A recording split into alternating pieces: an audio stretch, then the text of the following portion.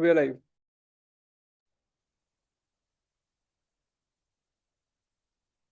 Good afternoon, everyone, and a very warm welcome to this exciting session hosted by the Entrepreneurship Development Cell and Incubation Center of St. Xavier's College Autonomous Kolkata. It is an absolute privilege to introduce our distinguished panel of founders and visionary entrepreneurs from the Shark Tank ecosystem, each of whom has redefined their industries and set new benchmark in innovation and leadership. Let me introduce our very first panelist of the day, Mr. Akash Deep, co-founder of Uncle Peter's Pancake, has expanded from a cloud kitchen to over 80 outlets across 13 cities, delivering over 2.5 million orders. On the Shark Tank India Season 3, he and his co-founder secured rupees 60 lakhs from Sharks Namta Thapar, Vinita Singh, and Anupam Mittal. Their mission is to offer authentic, premium quality pancakes at a value for money price. Next, we have Mr. Ronnie Mandal, founder of Maitri. Maitri is transforming women's wellness in India with non invasive pain relief products.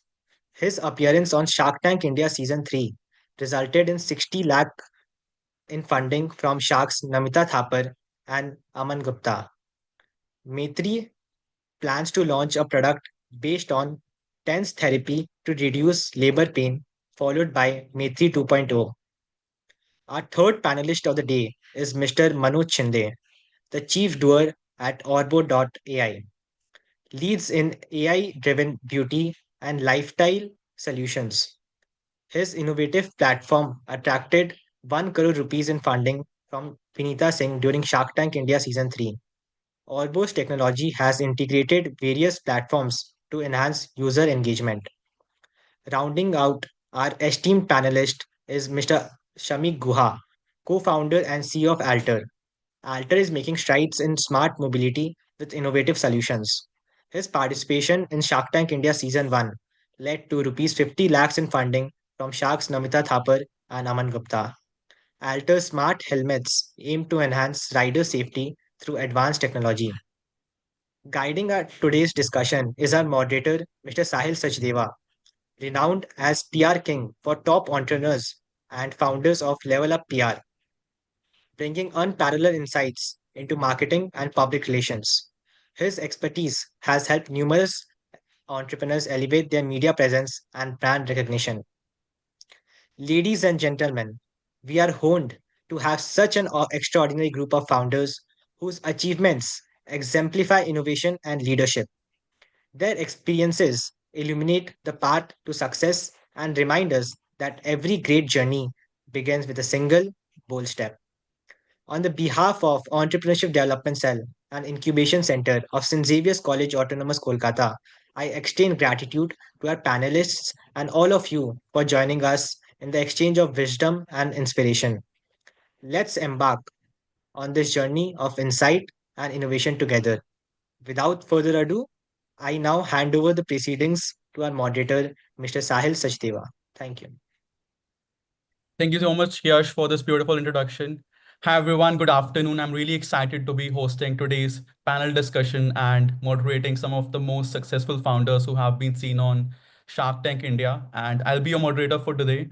And we're really excited because today we're going to hear all the unfiltered experiences, the highs, the lows, and the lessons that our founders have learned in their journey. And hopefully, we'll learn some great insights for them. So, my objective today is to get you unfiltered insights on business, entrepreneurship, and also life in general. So, if you have any questions, maybe you can jot it down. And if we have some time, we'll take it at the end of the session. So, without further delay, we'll get started. And I want to start with Akash Deep. Akash, the people know you as the founder of Uncle Peter's, and you have expanded to more than 15 cities with 40 plus outlets now, and from selling few pancakes a day and now doing maybe more than 5,000. I was reading at one place. So you also have a background in biotechnology. So what made you switch into food industry? So what was that eureka moment for you? Yeah, so firstly, good afternoon, everyone. Thank you for having me here today. So, yeah, it's been quite a shift from the lab to the kitchen, actually. It's like big shift in terms of that because I had no formal experience or expertise in this industry when I started off. Uh, but this decision was primarily driven by my passion, which was deep rooted within me from a very young age. I had always been invested in, cooking, especially desserts and all that stuff. It gave me great pride and great confidence when, we had guests over at our houses and they would praise the food that I prepared from a very young age. From when I was 3 4 years old, I had started preparing this and that. So I think that was something which was deep rooted within me. But Okay. uh, unfortunately, I did not pursue that as a career, which I think I should have. But I'm from Calcutta, so Bengali middle class family does not know the meaning of business, right? So it's like either you're an engineer or you're a doctor.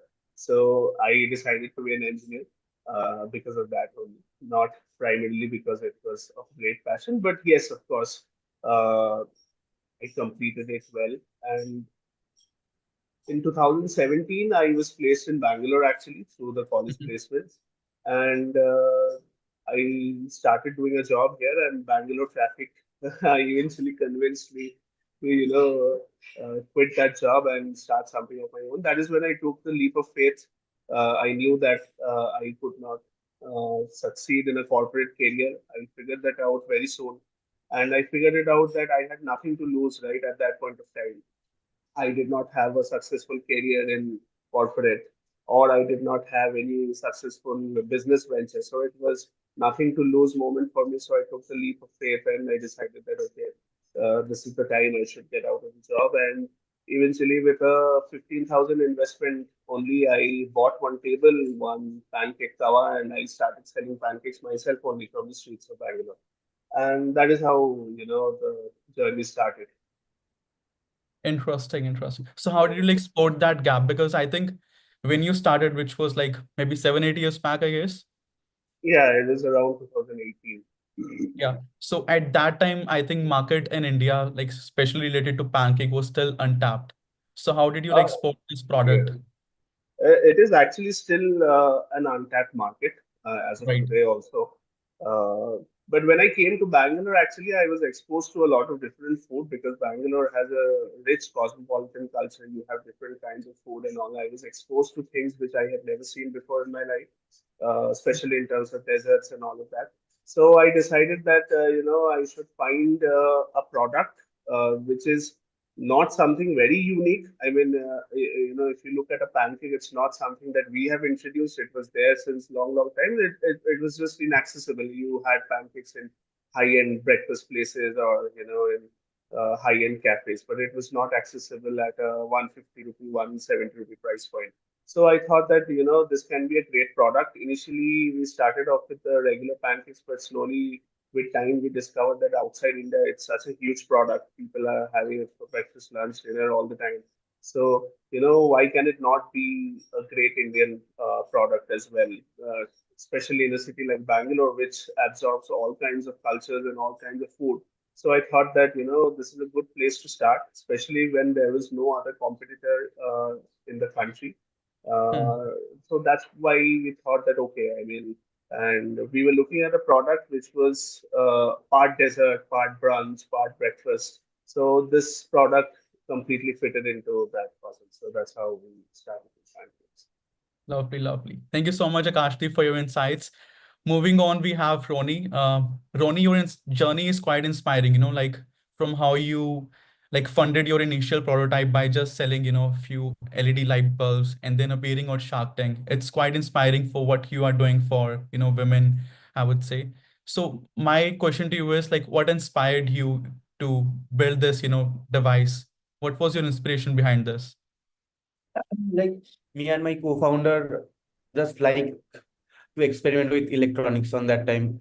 2018, we were in the second year of our college and doing lots of experiments, like taking projects from corporates, taking projects from individual person, like home automations.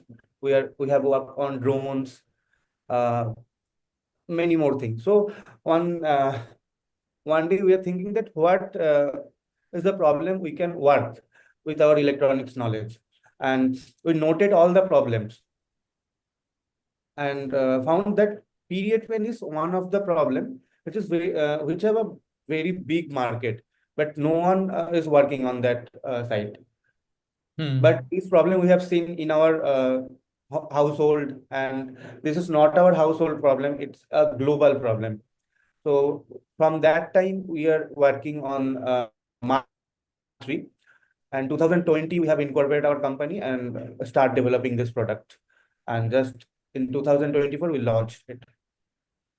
Awesome. So what were Thank like some initial challenges that you faced while starting Math3 in the beginning? uh, like no one was trusting that this device will work, because on that time we have a background of like I have a background of electrical engineering, and then Right. I have done MBA, and my co-founder have a background of electronics. So we were not from the medical background. Hmm. And on that time, we don't have any medical professionals in our board also. So when we pitch to investor, they are thinking how can this product effective. But this product is a Class B medical device regulated by a Central Drug Standard Organization, and we have trialed on like 2000 plus people and got 94% success rate. And Hmm. after our episode was live, we have sold around 10,000 plus device in this tenure. And the Amazing. feedback is up to 90%. For those of our audience who maybe don't know about Math3, could you give some insights about what the product is and Yes, what yes. pain point does it solve? So um, every woman, like there are 3.2 billion women worldwide, and 80% of them faces severe pain during periods. So Hmm. normal remedies are like hot water bag and painkiller. Hot water bag we can't use in every situation, and painkiller have its side effect like migraine, dizziness, acidity. So then we started working on Mati. It's a portable, wearable, rechargeable electronic device which can give relief from period pain within just 10 to 15 minutes of use. It is completely drug-free and non-invasive solution for menstrual pain. After 10 to 15 minutes of use, you will get 2 to 3 hour relief. So, and it is a rechargeable, so you can just charge it with C-type adapter and use it multiple times. Interesting. That's quite an innovative product that you've built, I would say. Like I We would have a mention here. UDP and design patent on it. Okay, lovely, lovely. Menstrual health is still, I would say, like a sensitive topic, at least in India. So, like, how have you like been able to, bring brand awareness about the product that you've built? What strategies are you using? We just started. We don't have a solid strategy, but we Okay. are exploring the market. Mm-hmm. So we Okay. want to make Mati as a women wellness brand. Amazing. All the And best to you. Great. So moving on, we have Manoj. Manoj, everybody knows you as the founder of Orbo.ai, and you have built so many different, I would say you've been different industries in luxury retail, e-commerce, tech, and then you've worked with some of the major brands like Adidas. You're also published author, a film director. You're doing so many things. So what inspired you to launch Orbo.ai? What was like the focus behind it? So I think when we started Orbo wasn't really focused on the retail side. Okay. We're a pre-Chat GPT AI company, or more to say that we are an AI research company. Um, and today, every now and then, every week that you see a different AI company popping up. But when we started back then, I guess there was hardly any tools, hardly any ecosystem, hardly any engineering talent that was available. Somehow I landed on to two of my co-founders. They happened to be the AI scientists. And three of us decided to sort of disrupt the smartphone camera. We said that, the images that are captured have been shared on Instagram and so on and so forth are not of good quality. So why don't we actually enhance or bring AI to the smartphone so that the images that are captured, they'll be enhanced automatically rather than people going through multiple editing tools. Right?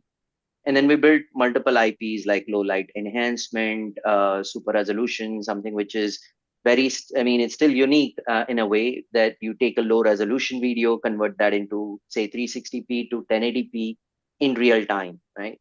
And that still holds a lot of importance in the current stream of things. So if you guys are watching cricket matches on Geo Hotstar, moment it goes into a low quality streaming, you tend to see that blurry or a very hazy images or the output, right? That's exactly what we saw. But then we went along and with the research thing, there was a quite an open canvas, and I think somewhere we were following what Piyush Goyal has just mentioned day before yesterday, the statement that someone needs to take up the mantle to build something. And no offense to any other entrepreneurs in India, everybody is doing an amazing job. But I think some of us need to take that mantle ahead to do research, build products, not just come onto an innovation forum and say that okay, we need to build Googles and Facebook, but not end up building it, right? So we took Right. that mantle. I said, how can you build a research and bring products and forth? Post COVID, we realized that whatever research that we've done, we built almost like 18 IPs, and one of the IP was a deep facial model. So now deep facial model allows us to track every movement of the face. At the same time, we are able to track and segment every part of the face, right? So we said, what is it that we can do? Then we did a little bit of systemic research on different business segments. Obviously, I come from a retail background, 15 years into retail, largely into fashion side. But not so much was relevant at that time for fashion. So beauty was the second factor. We spent about a year and a half researching beauty, understand the pain problems.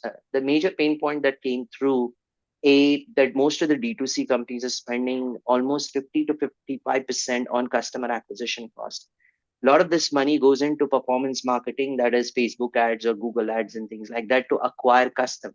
But once the customers are acquired, retaining those same customers become extremely difficult. Now, if you look at existing e-commerce website, and I've been in e-commerce since 1998, right? It's been over 26 years now. The the ecosystem of e-commerce hasn't changed. There's left hand side, there's menu, on the right hand side some products and some filters and some sorts, right? There is hardly any experience that is given to user. So for example, the women wanted to buy a lipstick. You go to Nika today, nobody's actually doing a hand holding of you or educating you what lipstick, why you should buy it, and then how it's going to look on you.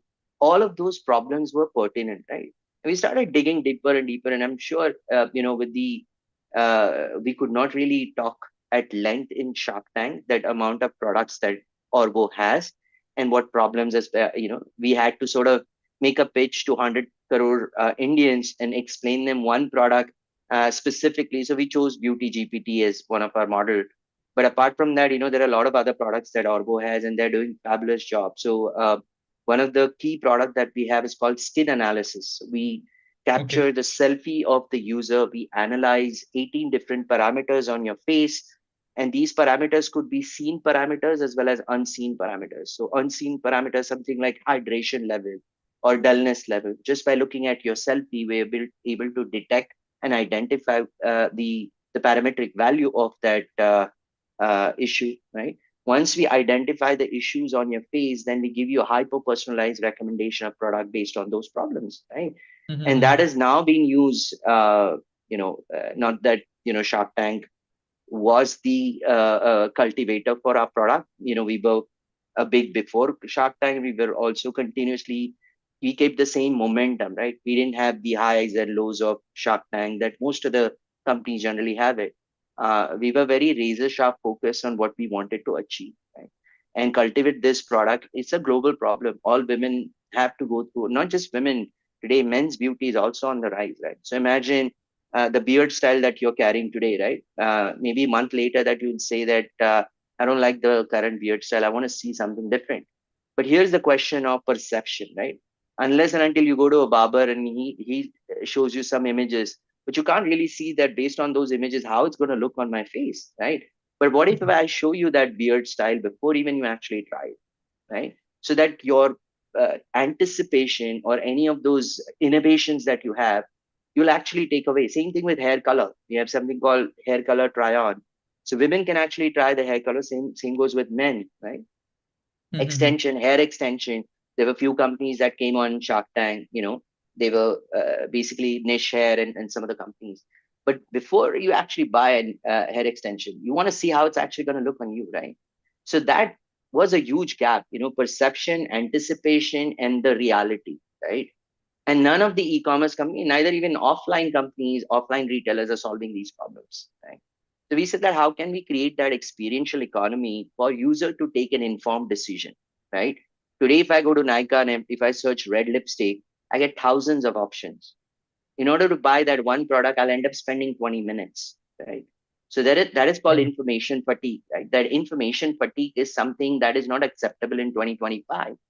So I should be able to say that, okay, hey, I'm going to a wedding, wearing a purple bodycon dress and a silver jewelry. What kind of makeup should I wear, right? And boom, within matter of 30 seconds, I should get 6 products which are relevant, contextually apt, and preferentially, same what I'm looking for.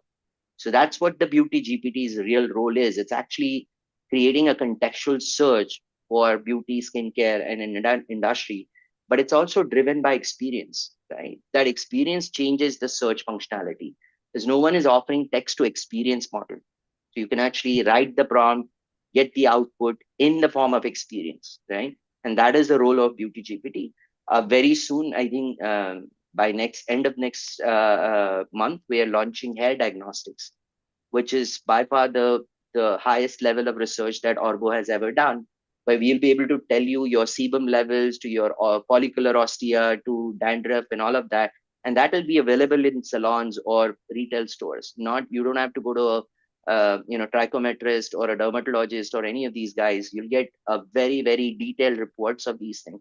Again, solving the same thing, because if you go to a salon and they give you some sort of a therapy, you don't know whether that therapy is actually apt for you or not. Is that the stylist wouldn't know what are the problems that are underlying problems with your hair or your scalp, why the hair thinning is happening, is there any inflammation. So that detection capability is what we're bringing to the mainstream businesses, making sure the consumer get that experience and then they take an informed decision so they are happy. So the outcome of that entire thing is far too positive. It reduces the customer acquisition cost, it increases the engagement and customer centricity for brands, and for retailers it brings a lot of footfalls as well, because now it's completely driven experience rather than just having a fancy interior within the mall. So yeah, I think that's what Orbo has been doing for the last couple of years. Amazing. It's quite innovative what you're building, and I'm sure the customers having a really great experience wherever they have used Orbo.ai. So what challenges like did you face, incorporating this in the retail stores? Any such challenges with respect to incorporating AI in the beauty segment? See, there are on and off book challenges every startup entrepreneur. I'm sure Right. Akash and Ronnie would also agree to that. I know for a fact, and I don't think I had a chance to share that with on the Shark Tank, but there was a situation when we literally had 2 months of money left in our bank. Okay. And I wanted to cry so badly at that time that I said, what do I do? I've been spending so much of time and research, and here we are, right? And this is, I think, post COVID, around 22 23 or late early 23. That was the time that when we had this issue. And then I had to go back to my team and I said that, hey, listen, why don't you guys start looking out for a job for yourself, right? I can't possibly pay you the salaries. And then these guys regroup. They came back in half an hour and they said that if the ship has to sunk, then we will sunk it together, right? Or Mm. we'll get along with it together. And that was the highlight of our team. I think the culture, the whole the ecosystem that we built even internally today. I'm very proud that I could say that every intern that actually interns in Orbo, right, have end up being in some of the top business schools or top US schools, from Yale to Carnegie Mellon to IM Bangalore's, to you name the colleges, that people who have actually interned in Orbo have gone in to do something really good, right? And I'm sure at some point of time they will start their startup journey or entrepreneurship journey, and we're very proud of that. And I think we take pride in hiring interns. We don't hire interns just for the sake of hiring people and then giving them some Excel sheets to do it. We actually empower them with the work, which is more important for business as well, right? So that's been the core of some of the problems that I had. Apart from that, I think, see, generically, 2 years back, if I were to sort of speak to clients and explain them that this is the product, this is what it will do, the adoption or the acceptance was slightly lesser, right? People were still figuring out. Now, what has happened, and the reason being, I'll tell you, in 2018, we had about 100, 120 brands, D2C companies, and retailers in India. Fast forward 5 years later, we've got 6,700 companies. Now, each of them are vying for attention from each, customer like you, right? So now what has happened? Everybody wants to stand out in the crowd, right? How do you create that visibility? You can't keep on pouring money on Instagram ads and Facebook ad and keep acquiring customer. That's not the right way to build a businesses. So somewhere you will have to build that loyalty and engagement and customer centricity, and that is happening through our product. We are that connector, we are that bridge between the customer and the brand in order to build that customer centricity. So that's, I mean, post last 7 months, we've been super busy, not just in India front, but we've got customers now in Japan and Oman and Dubai and Australia and US. So we are global. And in fact, one of the podcasts that I did share, my highlight of the Shark Tank was when I started receiving messages from people from Oman to Japan to Australia, all of Indian descent folks, right? And they said that we saw your pitch, and the way you stood the ground, the way you didn't give up to Piyush, and then you did not take his offer, right?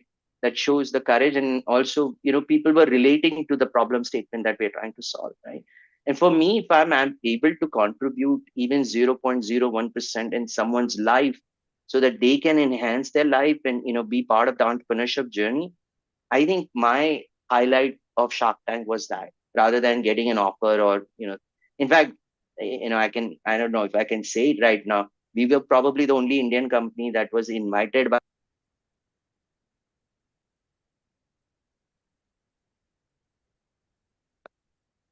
I could not hear the last few sentence that you said.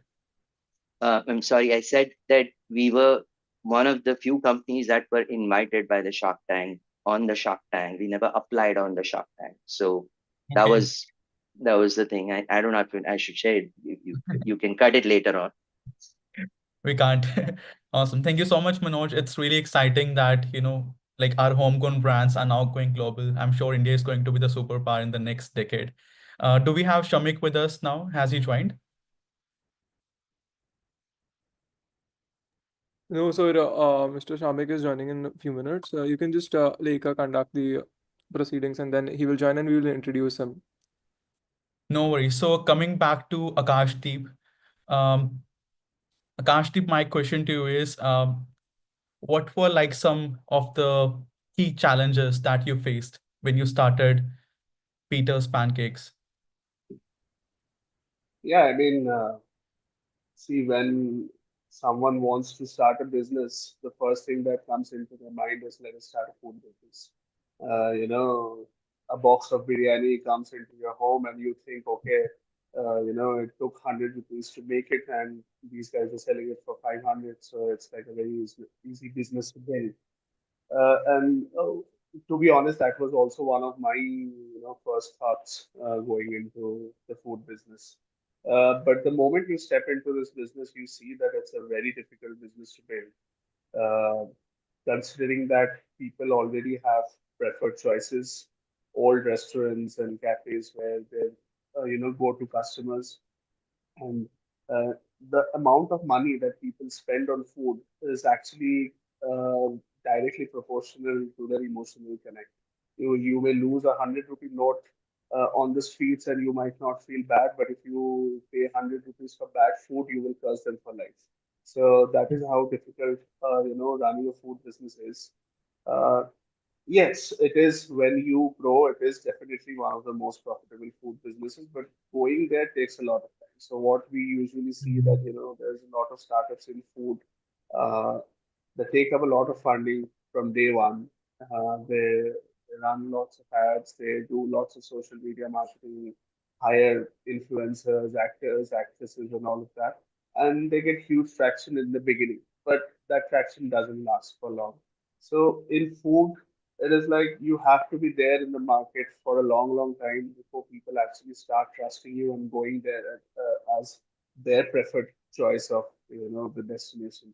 Because if you want somebody to move from one of their favorite places into your place, it will take time, and time is the most challenging thing in this industry. You know, most food businesses, 95% of food businesses in India, they close down within the first 1 year of operation. That's a stat. So that the only reason being that during the first year they do not get any traction.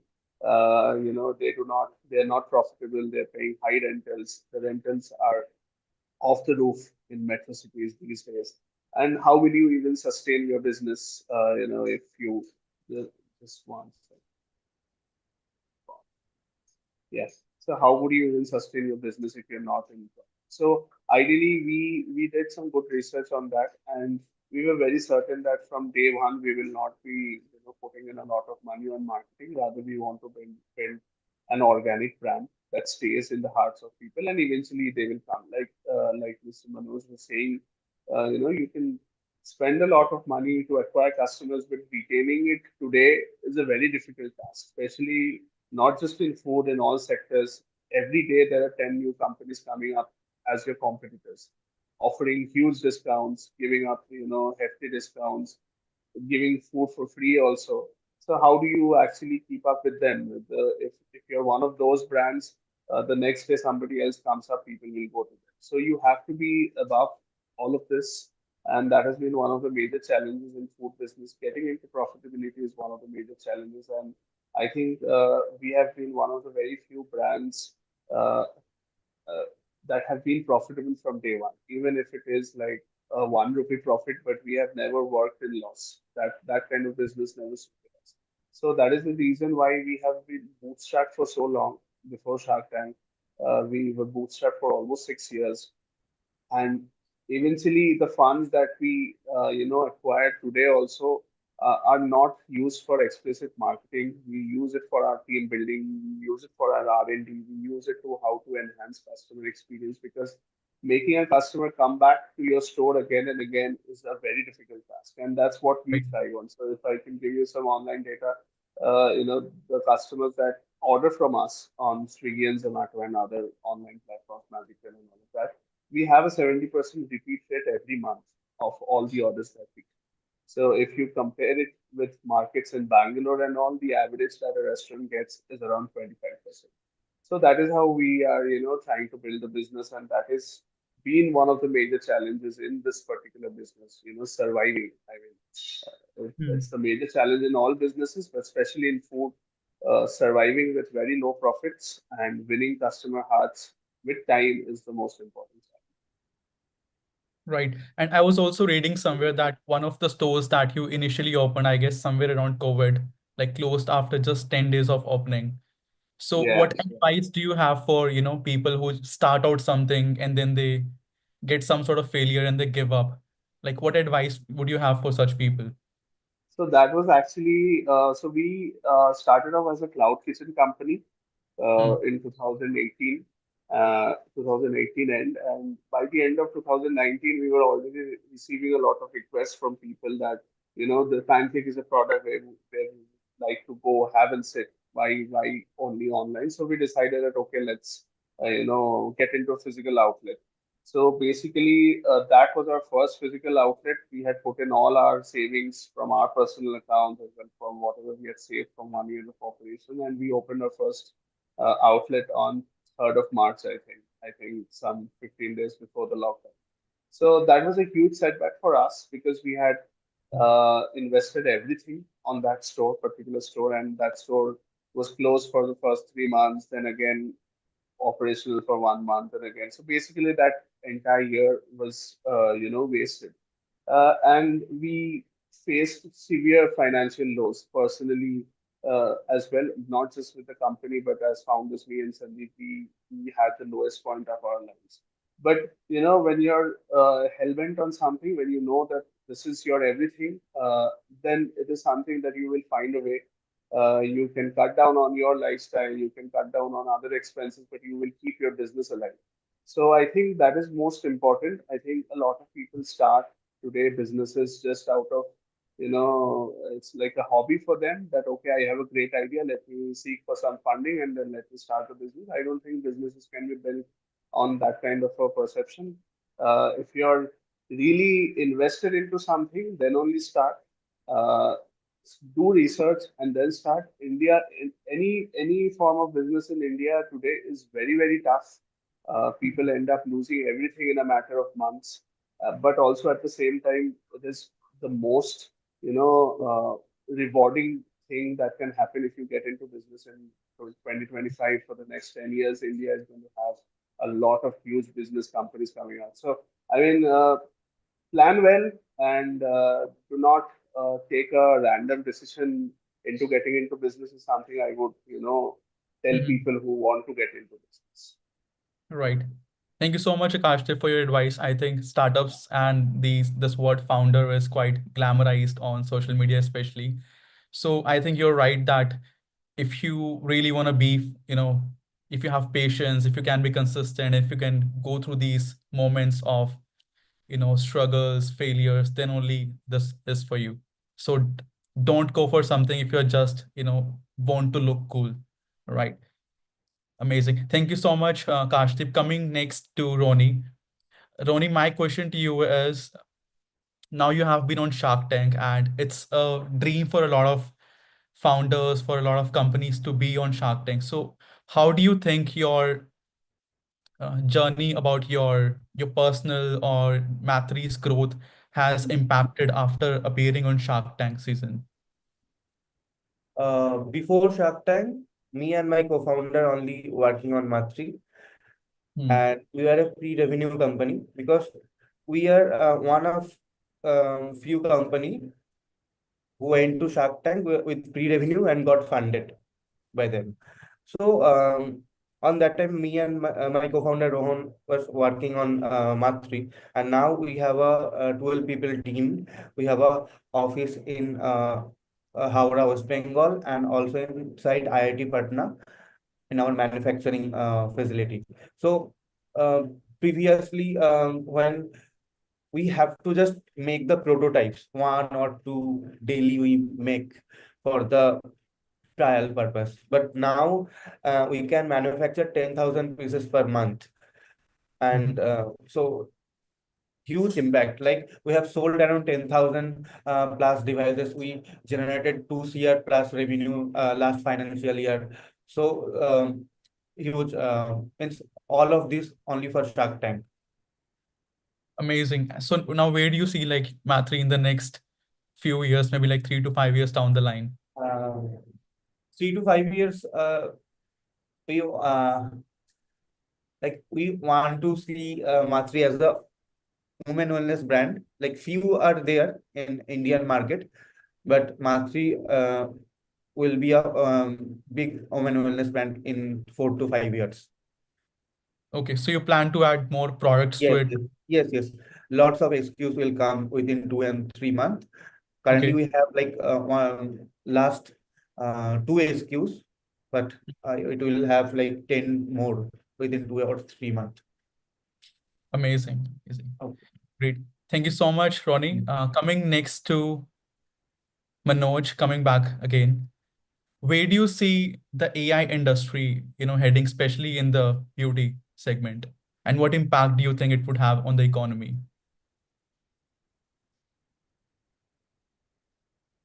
You're on mute.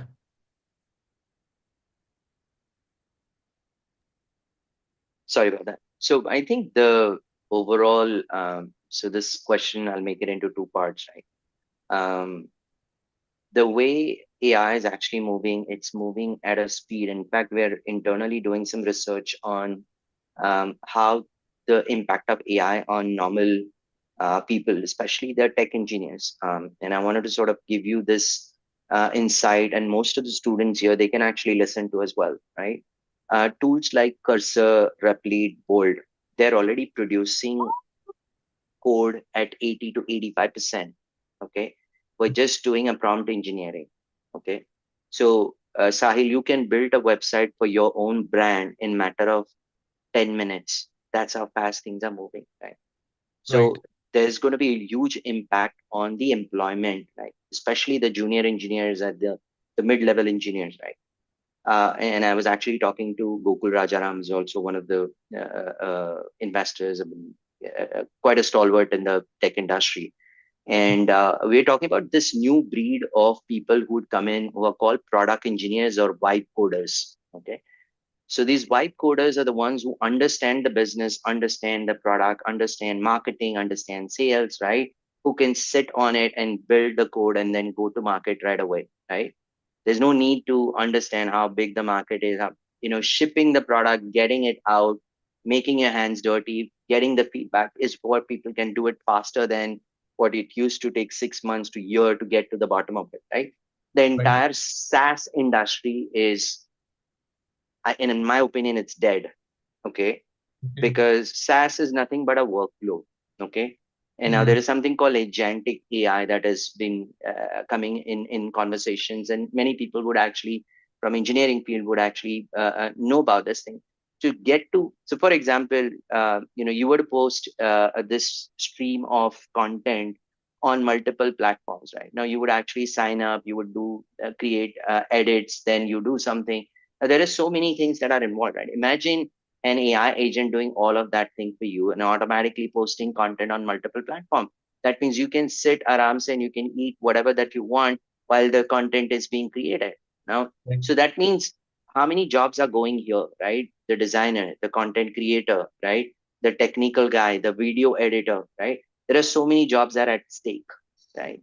And I'm not going to say that it's a cautionary thing, but that's an impact that you will see. People who do not adapt, people who do not take AI into consideration today, will be obsolete tomorrow. This is like a Kodak moment of year 2001 when digital camera was launched. All of a sudden, Kodak went from 100 to zero, right? Hmm. This is the moment, and this moment is far too uh, you know I wouldn't call the word vicious, but it's far too impactful on larger set of people than what it was back in 2001 when the online e-commerce started, right? This Hmm. is a pivotal moment where people will have to start thinking about what my job would be, right? And how this job will actually sustain for a longer period of time, right?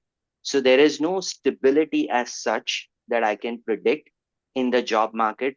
And if the founder of Anthropic, the famous tool called Claude, which is a competitor of ChatGPT, he gave 6 months to engineers, saying that in 6 months these tools will move from 80% to 90%, and in 12 months it'll reach to 100%. Hmm. Right? So that means you have to move with that speed, and if you don't really attach yourself or augment yourself with these kind of knowledge-driven technology, where imagine we were harping on one of the biggest export that India is to do is the technical talent, Right. right? So this is going to have a large impact on even the bigger companies like Infosys and Cognizant, and I don't want to name them. They're also reinventing themselves. But people with so many manpower, right? They will start to see the heat, right? And that is where the impact is coming. Now, coming back to the beauty AI and how that is actually impacting. It's already started to see, right? We have two different types of distribution method. We provide our technology in the form of say software package that typically we call it API and SDK that gets integrated with the existing websites or existing mobile app or chatbot, whatever have you, right? So that means we made it simpler for brands and retailers to integrate our technology and deliver that experience to their online consumers. Similarly, what we did on the offline bit, we created our hardware tool called Magic Mirror, and now that is getting implemented with likes of Nika, likes of Tatas and Shopper Stop, and many companies in salons, in skin clinics, and many of these different places. The virtue is to provide an enhanced experience, b hyper personalization, right? For the next 10 years you will hear this term, you know every now and then, the hyper personalization, right? That Hmm. everything that you get, in fact, we don't really generally go on talk about our tech, right? But let's just say if you go through that skin analysis on our platform or rather any of the platform, we actually also map the ingredients that are there in the products and what ingredient will have that impact on your face, right? We map that, or rather AI maps that automatically, figures it out, and which product will then be suitable for you. That's how deeper that we go in terms of creating a hyper personalization. Because why would you use one sunscreen over another sunscreen? Do you have the technical knowledge to understand the differences between the one ingredient versus another ingredient? Or will you just fall for the FOMO of whatever influencers are throwing on the Instagram? You're just going to follow it. That doesn't work because every skin type, every skin tone, every physiology is very different. You cannot buy something off the shelf without understanding the impact of the product. That education is inherently happening by our product, right? So we are changing the way industry is going to move in the beauty industry, or the skincare or hair care industry. Everything is going to be driven by experiences, right? And those experiences will enable people to then consider what product is really good for me. You'll also see some of the D2C companies eventually coming into very custom made skincare products only for certain kind of skin tone or certain kind of skin type or certain kind of skin problems, right? And they will even go into a distribution mechanism with robotic arms and things like that, where they can on the fly create that mixtures or formulations and provide you, which we are already doing for, by the way, for our foundation, which is one of the biggest problem women can relate to. When you go online, you don't know what your skin tone is. You don't know how to buy a foundation, right? So you end up buying something, you receive it at home, and you realize that this is not the shade that I was looking for. So that Right. disappointment, nobody's able to solve it online, and we are the ones who are actually at the forefront of solving some of those education or know-how issues to make customer informed that what they can and what they cannot or what they should not buy, right? So this is the impact that I feel more and more people will start coming forward and saying that I want to know what my skin problems are and then suggest me what I should buy, rather than I'm going randomly on a cosmetic website and searching for half an hour and coming back buying something, which is one of the famous CTOs said that this called brand blaming that happens in the cosmetic world. So, for example, and I'm not going to take the name of any brand because it should not, be collated towards that. Right. So, for example, I have dry skin, or rather, I have a combination skin, and the first thing that comes to my mind that hey, because of the dryness or the flakiness, I'll end up buying moisturizer. Now, if I end up buying that moisturizer, I went to the cosmetic site, I picked up something, and that I didn't really put an attention to it, and it was meant for normal skin and not for a combination skin, right? So during the daytime, it's oily, and at night it becomes dry, right? So then when I buy that normal moisturizer, it didn't really help me. So after 10-15 days, instead of causing or saying that it's my issue or it was me who was at fault, I would say this product was bad, correct? So you will never end up buying that product again. But that's the form of lack of education that exists in the market, right? And that's why I initially said that hand holding or at the point of purchase, if I can help you take that decision using AI, that is the level of hyper personalization that our AI will have impact on the industry. Right. Great. And so you still think that AI is going to, take a lot of jobs, a lot of industries are going to disappear? Because some people have opinion that AI is going to be a tool and many new jobs also will appear, which have not been in the past, like prompt engineering, things like these. No, look, I think if people are talking about jobs, then they really need to know what is happening in the industry. And that is why I gave you an example of products like Yeah. Cursor, Bolt, and Replit and anything. They're already coding, right? So half of my team, or rather almost 80% of my team uses Cursor today, right? So we've increased the productivity, something that we could have delivered in 7 days. Now we're delivering in 56 minutes, correct? So the speed has actually gotten, right? But it also means, let's just say if I'm content with my 30-member team, right? I will not hire more people because now the same person is doing a job of 5 people using these tools, right? So you see the impact, how it's happening. And the second thing is that I will start to realize, and many of these examples that I gave you, these are the companies have made, 10 million, $20 million ARR with the team of 5 to 10 people only. So Okay. the size of the companies will also start to shrink now. There's not going to be a large format company. Most of the SaaS companies who raised hundreds of billions of dollars in 2021, right? They are on the cusp of completely getting disrupted because all the agentic tool are coming and they're going to change the workflow for you in a matter of 2 days, right? So the time that you spend to build something like that, which is unique, now all of a sudden you realize in 3 years it's obsolete. What do you do?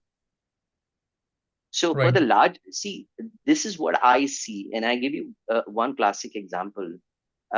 When horse riders or the horseback in 1860s, right, before the car was introduced, they were very happy. They said that we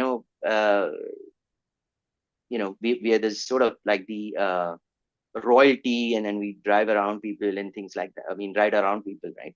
Then the car came, and then they didn't really pay attention to it, right? And the car started to become more mainstream, right? So instead of them riding the horseback, they adapted and they became the driver on those cars, right? So any evolution that happens, any disruption that happens in the market, you will start to see the industries will start to adapt. Right. Someone did say that plumbers and electricians will make more money than software engineers,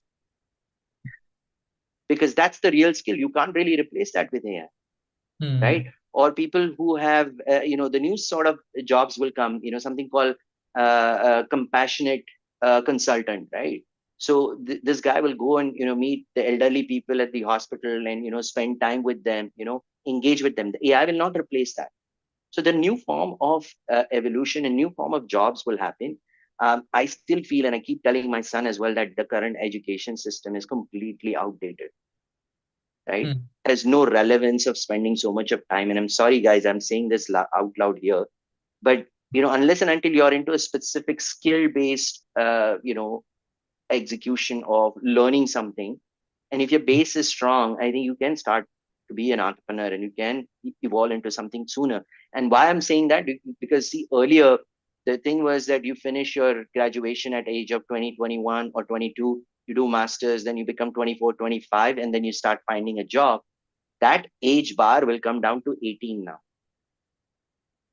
because the amount of competition, that if you wait it out till 25, I think you already lost it.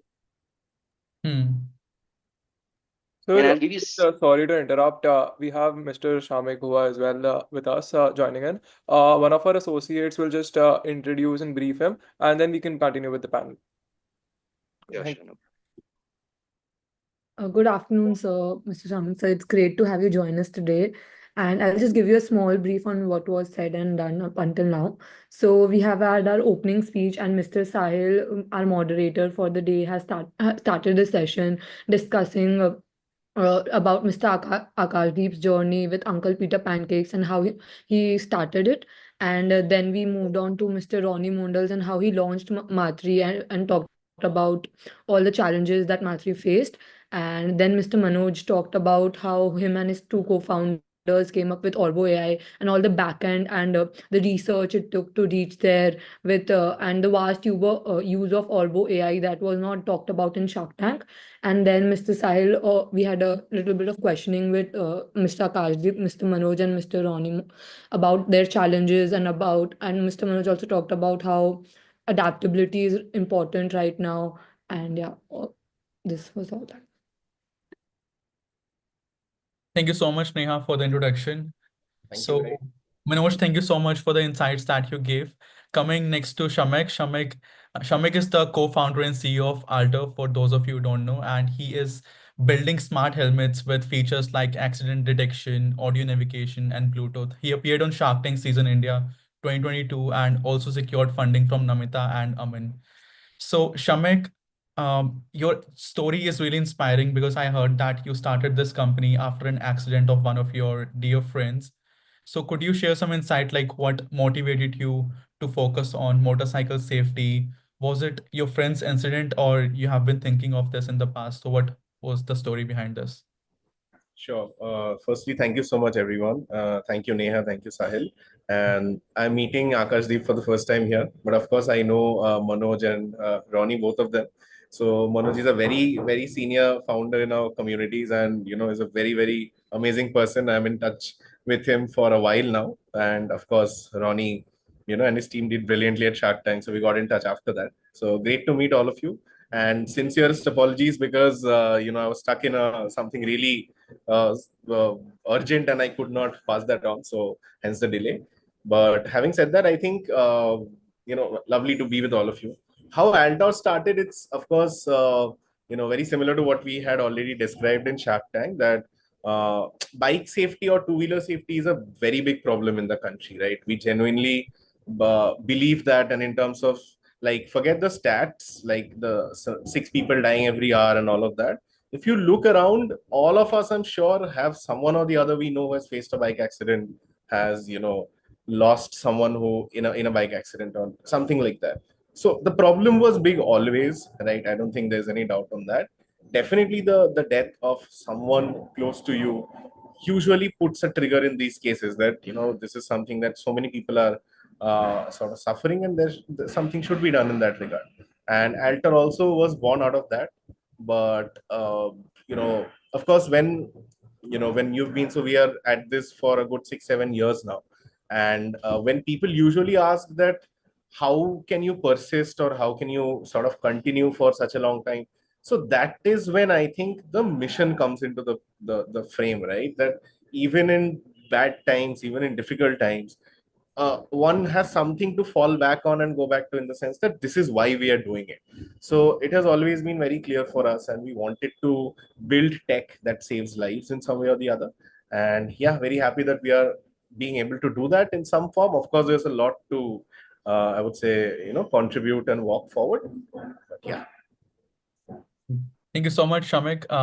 Could you share about some of the challenges that you faced in integrating advanced features like accident detection and Bluetooth, or maybe in the initial stages of your journey? Oh, of course, man. Many. So, of course, like to start with, we are not from business background. So, that inherently creates a challenge in the sense that parents usually are not very receptive of, Indian middle class parents, their kids going out suddenly after they've invested some bits on engineering. And, suddenly you go and talk to have that difficult conversation with your dad that I'm not taking up a job. And, after all of this, I'm going to start something which I don't know whether it will work or not. That's a very difficult conversation. I'm sure it's the same case for anyone who tries to do it, even today. And yeah, from the city of Kolkata, because that's where we are from.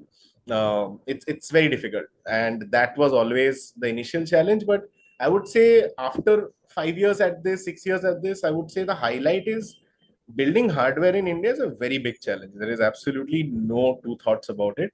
And there is a reason why all the products you see around you, like the phone, the laptop, the smallest tech devices in your house, are not made in India, right? And even companies who have built, I would say, billions of dollars worth of revenue have done it by importing stuff from multiple places and putting labels on them. Let's put it very frankly. So there is, of course, a reason why people don't do it. It's extremely hard, but also that's what gives us the kick, right? In terms of we wanted always to be that company who builds innovative tech purely in India and from India. So that in itself presented a whole set of challenges that came with its way in terms of sourcing, having skilled people do the work for you at scale, matching costs of international competition, because otherwise clients won't stay with you, right? Patriotism is only good if you're fitting the budget, as simple as that. So Right. beyond that, it doesn't work like that. So those presented a lot of challenges in itself, I would say.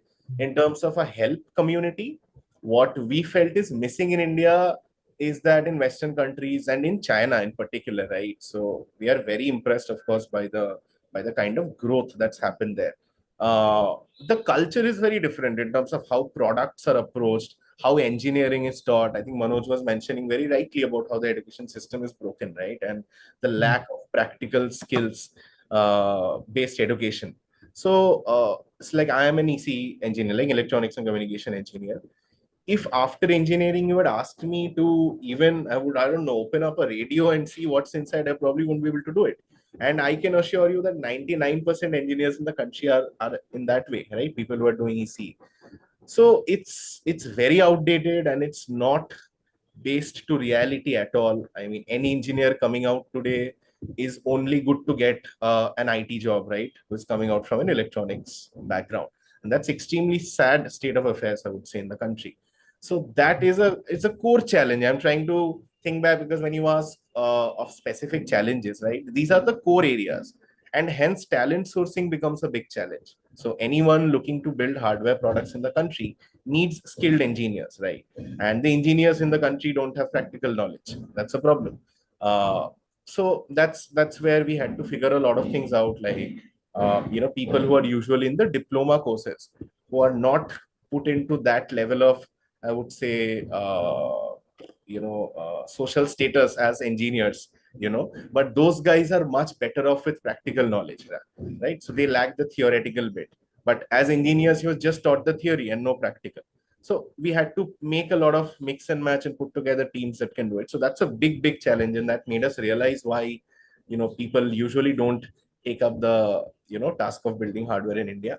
But now things are improving, right? Over time, I think over the last couple of years especially, we are finding that other companies are also taking a turn.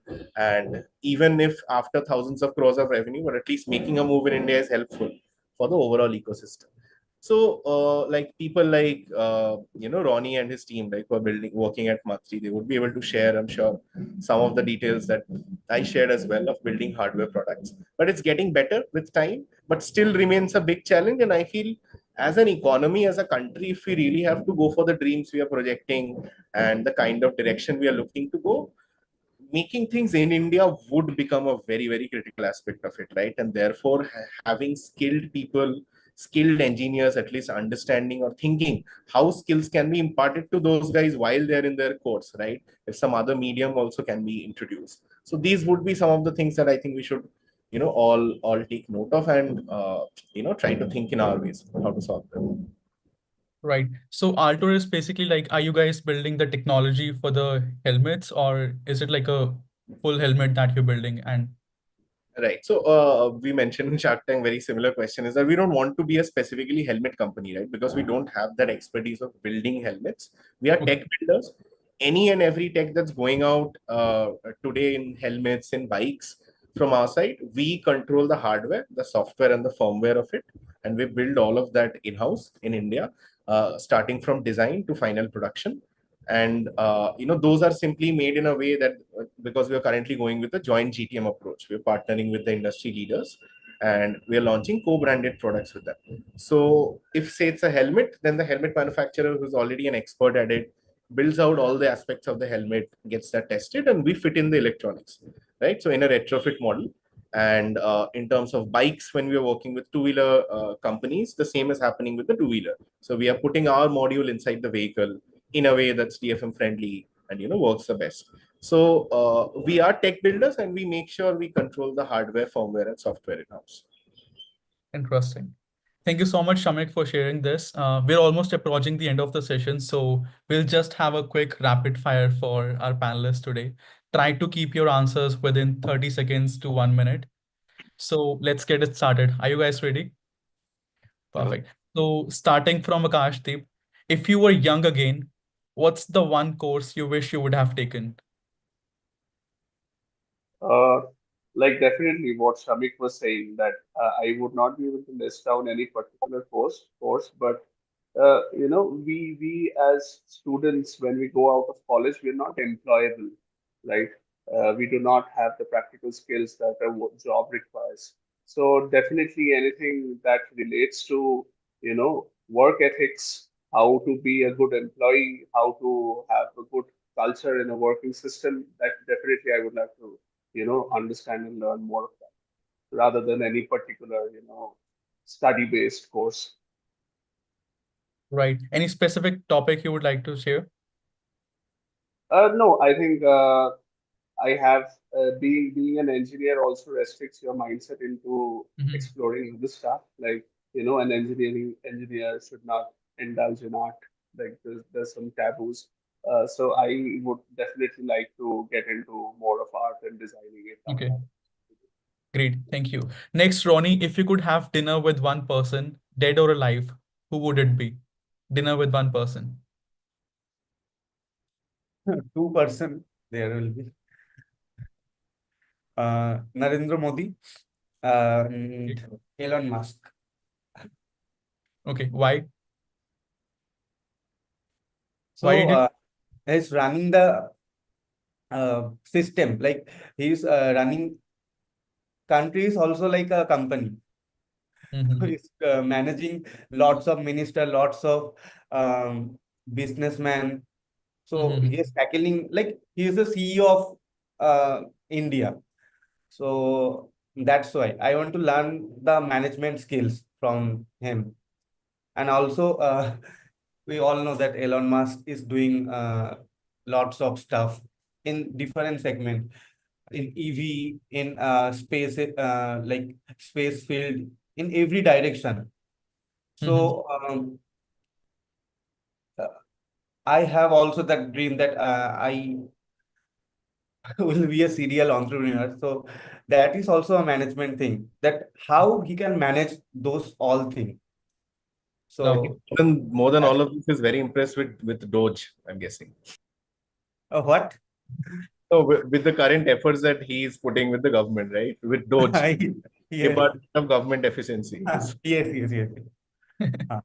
Awesome. I really wish you have dinner with both of them once very soon. Awesome. Next, Manoj, what's one thing you did in college that you think every student should do before they graduate? Uh, you know what? I actually I started selling things since eighth grade. Right? So the first thing that I started selling was firecrackers. Okay. Then I started selling sewing machines at the 10th grade. Okay. And just let me tell you honestly, there was no financial issues that I had. Right. This is something that came inherently from within that I wanted to go, become good at sales. Okay. Right. And then I started selling, um, those books that you used to see in the corner, like the used books and things like that. So I started selling that. But I think eventually then I moved to selling the used bikes because the expectation started to rise. Right. Um, uh, Two things that happened because of that. A, it made me very confident, to Mhm. face any challenges or to meet anyone. I can hands down I can sell, and it's a bragging point that I carry everywhere. I'm one of the biggest or rather best networker that you will ever find in the market. If I go to a conference, I carry at least this thick visiting cards. Right? I meet everybody, I greet everybody, I talk to everybody, and that's how I actually do it. So for confidence, I just nail it, you know, and that only happened because of when you take out the innovation, right? I think that the first problem itself is that how do I approach someone? How do I talk to someone, right? And I think today, if I'm confidently speaking, and I can even say a few things to you guys that I've studied from a vernacular school. I've studied from Marathi medium, right? Till I got into my MBA and I had to give a presentation. I didn't know how to speak in English. But then it's the sheer confidence and sheer perseverance to learn something and understand something made me who I am today, right? So I think every person in their life should start selling something. They will Right. learn a lot, right, about a behavior, consumer behavior, understand, the nuances and everything. I think that makes you a perfect person to deal with any issues in the life. Right. And it maybe just doesn't have to be a product or service. I mean, even if you Could be can anything. sell someone on an idea, or if you're selling your parents on going on a vacation, I think that could be a starting point. Yeah. Don't just start a fake cheat fund. I would say that do something. Just pick up. Don't do it for money. Right. Right. Just learn the art of selling. Right. That's what I would say. Great. So next, Shamik, one unknown reality of Shark Tank. Oh, unknown. Okay. I mean, the only bit which is shot once is after you enter the gates and when you leave from the gates. Everything else is shot multiple times. ठीक है. So, for example, आप जैसे walk करके अंदर जा रहे हो ना. So, when you're walking through the gate, for us it was shot twice because it was done in such a rush two of us were looking on the other side while entering and stuff like that. So the whole shot was in a mess. So that was done 2 times. The exit, like after, just imagine. So why I wanted to highlight is the most important bit is just shot once. It's a one take, right? After you're inside the gates and from the time you come out of the tank, that's one shot. But everything else is multiple takes. So it's very funny. So when you have done the whole act, 1.5 hours of pitching, you got 2 checks, you're out, and now they ask you to sir फिर से एक बार enter कर लेना ठीक से, मतलब वो नहीं हुआ था शॉट फिर से चाहिए, हो गया पूरा खाली है टैंक, फिर से एक बार एग्जिट कर लो, वो एग्जिट का शॉट ठीक से आना चाहिए. They do all the panning and all of that, right? And then the post credits, like now, of course, Sahiba and Ashish are the hosts, right? In our season, it was Ranvijay. So all the sections with Ranvijay, those were shot at least 7, 8 times, I would say, right? Because someone would laugh, someone would do something, and all of that. So all the side acts would be shot many times, but the main act is shot once. That's, I would say, an unspoken truth about Shark Tank. Okay, thank you so much for sharing. Next, Akash Deep, one important piece of advice for aspiring entrepreneurs. Plan well. I think to keep it short, I would say that a lot of people, including myself, of course, if I look back at how or what I would have changed in my journey, I would only say that I would plan things well. That would have saved a lot of time. Do your research and be passionate. I mean, do not do it as a hobby. If you're doing it as a hobby, it is 100% certain that the business will fail. So be passionate, do some research, and then only get into starting the business. And again, don't look to raise funds initially. I mean, that's one of the major things I would suggest at least. I mean, startup or starting a business today is like evening I have a plan, next day morning I have a pitch, next day evening I'm starting to pitch to investors for fun. So that is not how you build a business, of course, according to me. Yeah. Got it. Thank you. Ronnie, one myth or misconception about menstrual pain relief or menstrual cycle in general. It's totally a myth. Like in India, there is a lots of taboo with period, but we are breaking it, and we know that India is also growing. Like our previously when we speak to investors, they told us that the TAM is very small. The TAM is very small, but now we can see that TAM is not small. 50% are women, and we can make this type of product out of taboo. Right. Manoj, next to you.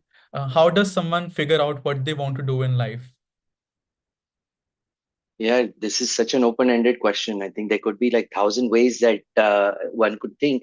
But I think, you know, if you asked me 25 years back when I started thinking about it, and I keep telling this thing to my employees as well, I said, you know what?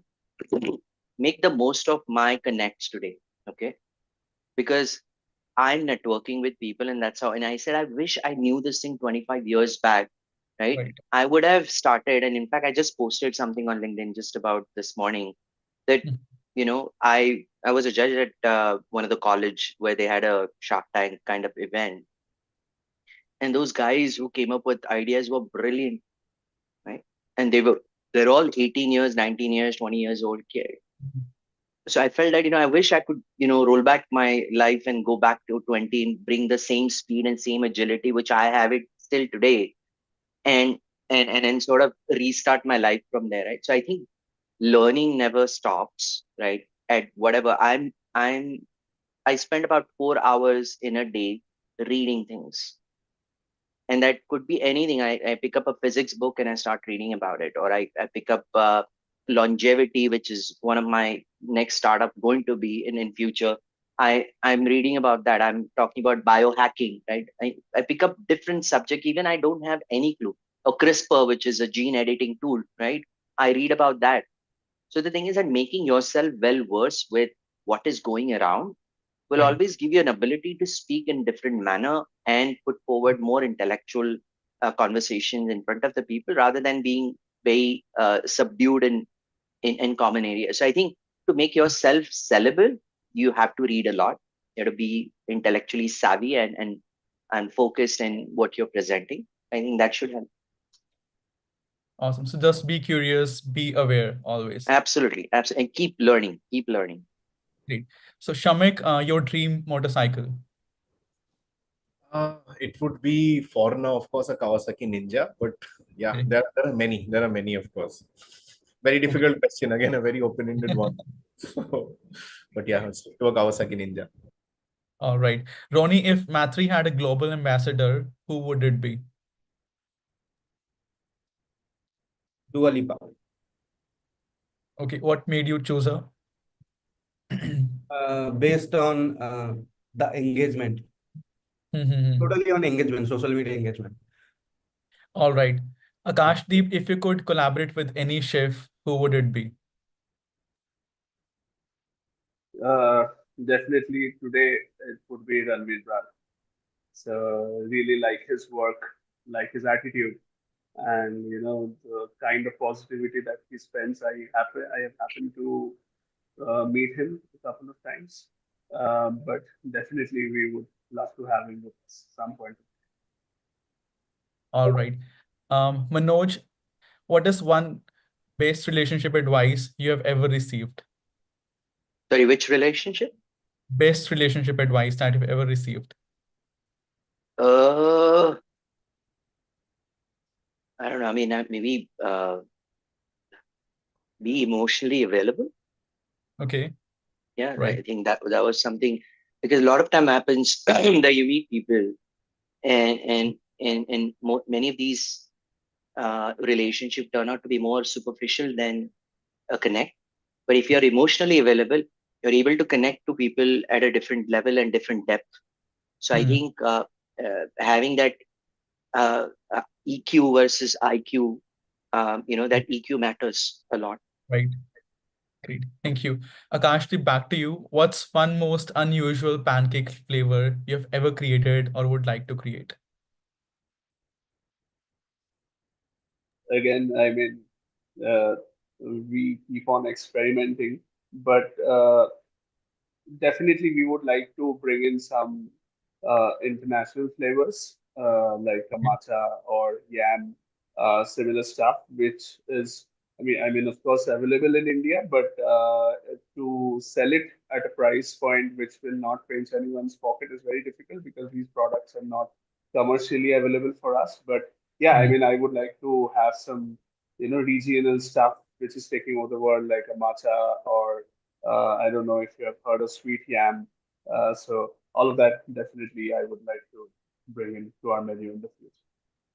Great. So with that note, I would like to thank our panelists for joining us today, the organizers, EDCIC, and our audience, whoever is listening to us on YouTube as of now and will be listening in the future. So thank you so much, everyone, for being with us. I'm sure you got some great insights from our founders today. So I would like to leave you with one call to action, which is, what is one action you would take in the next 7 days from whatever you have heard from our founders? So don't just listen to this, make sure that you take some insights and make some action in your life. So with that note, thank you so much for everyone joining us, and thank you. So just to interrupt, like we'll have a question and answer session from the moderator, from the EDSIC moderator, and then we'll be having the vote of thanks to conclude the session. So just I'll be just spotlighting them. Mhm.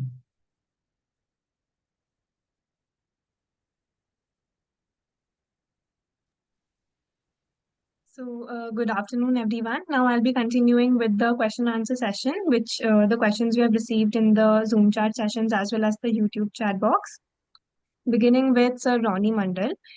In the non-profit and social enterprise space, balancing financial sustainability and the core mission of women welfare can be difficult. So, how does Maitri ensure that it stays true to its purpose and while also maintaining the resources needed to keep it running and expanding? First of all, we are not a non-profit organization. Um, we are a women wellness brand working on women wellness. So we are not non-profit. Hello. Hello. Sorry, sir, for the same. This question we had received in the YouTube chat box. So, YouTube can chat I box. ask? Yes, sir. So, how do you, can I ask you this question that how do you ensure that it stays to the purpose of women welfare and maintaining the resources that you need to keep running and expanding the same? Can you repeat? Hello. Or write in the I chat. was Yes. I was asking, sir, that how does your company Maitri ensure that the company stays true to the purpose of women welfare and it also maintains the resources which is needed for its running and expanding?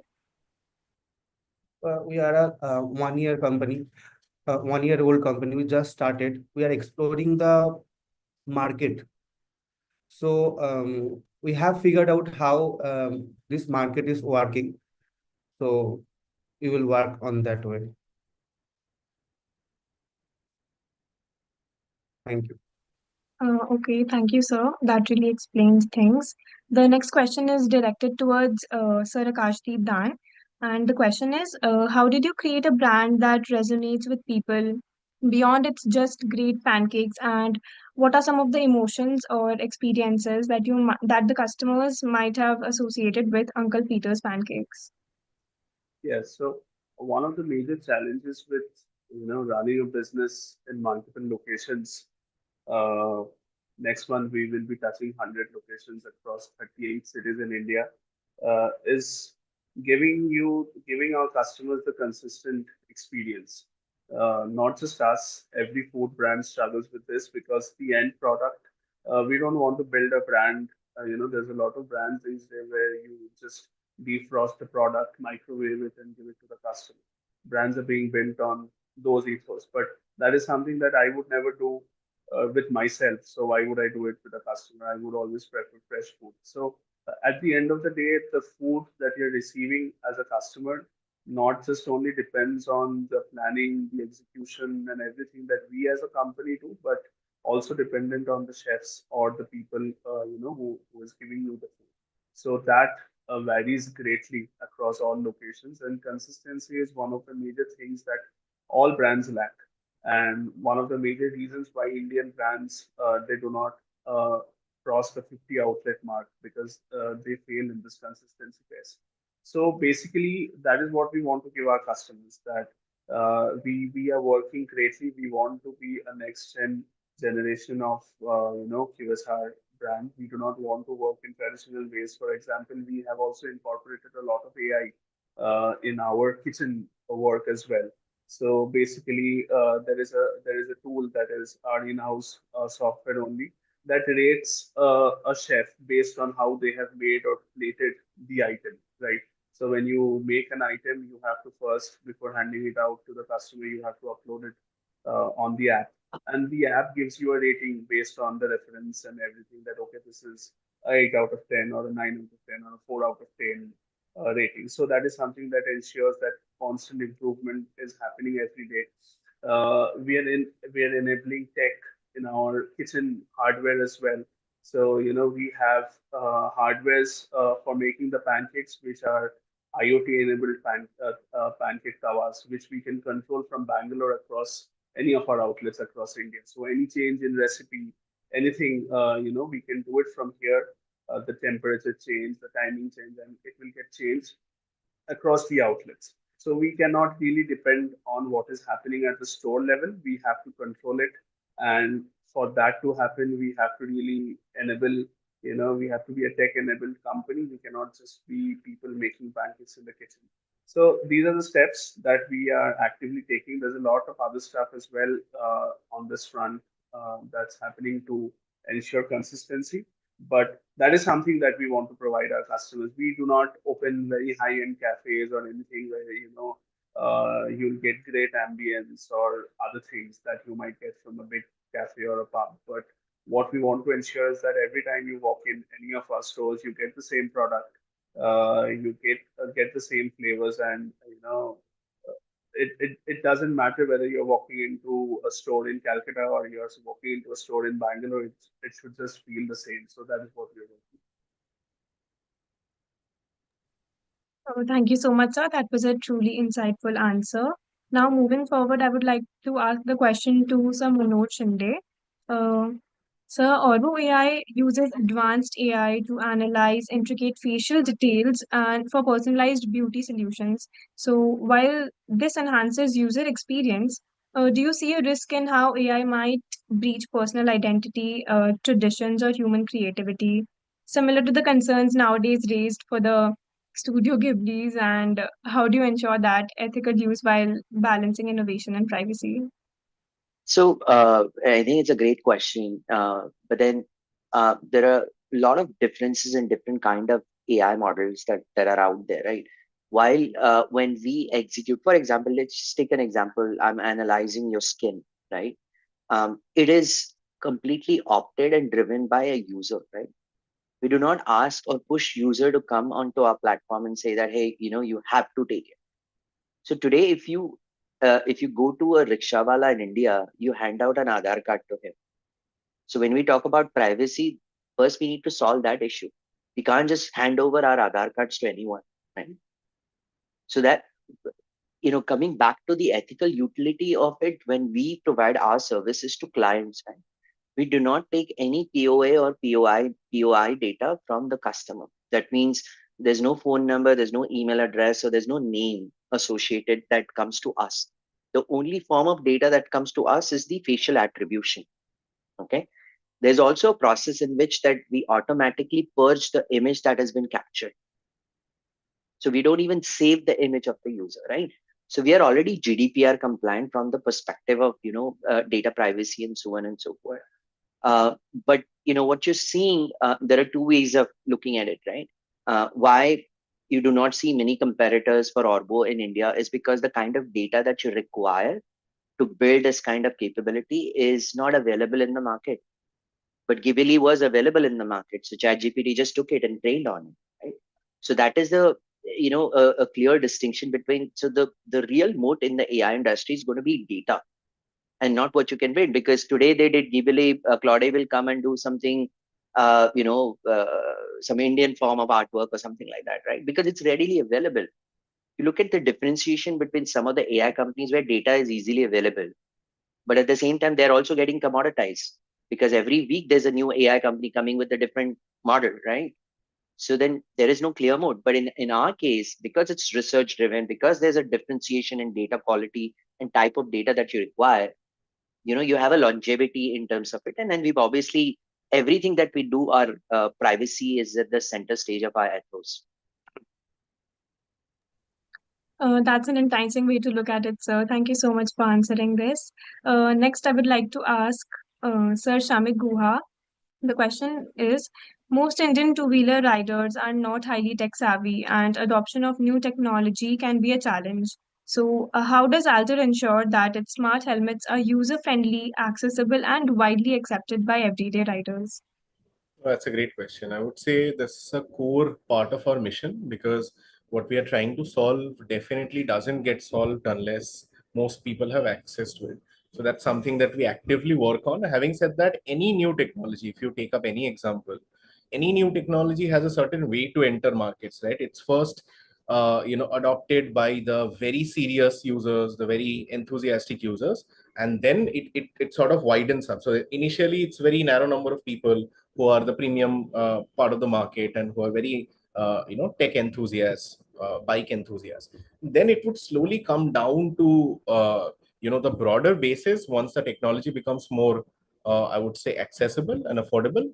Having said that, we already are working on different price points. So of course one of our products that is already out there is going, a variant of it is going to be launched soon, is going to be for the premium users.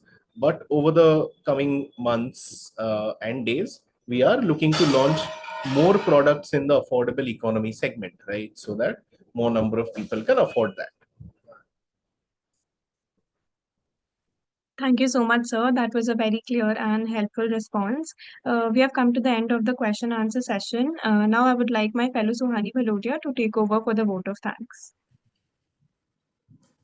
As we conclude this insightful panel discussion, we are confident that the valuable perspectives shared today will serve as a guiding force for our attendees in their entrepreneurial pursuits.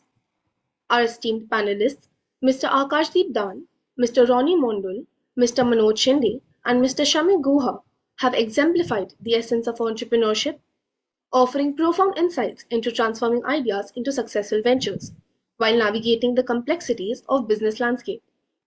Under the adept moderation of Mr. Sahil Sachdeva, this discussion has provided both inspiration and strategic direction to aspiring entrepreneurs.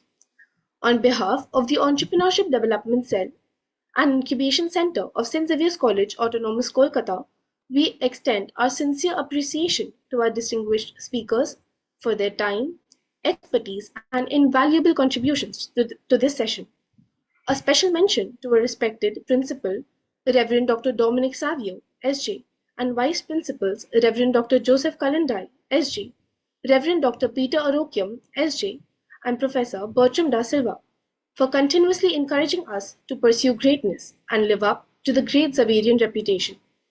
I also extend heartfelt thanks to our faculty advisor, Dr. Arup Kumar Mitra, for his steadfast guidance and support at every step. We sincerely acknowledge our attendees for being patient, interactive, and for posing such thought-provoking questions. Last but not the least, I extend deep appreciation to the members of the Entrepreneurship Development Cell and Incubation Center for their dedication, timely execution, and unwavering support in organizing this event.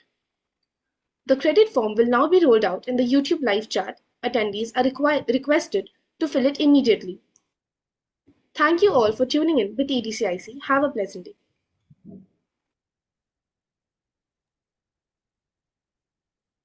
Thank you, sir, for attending the session. It was really an insightful session.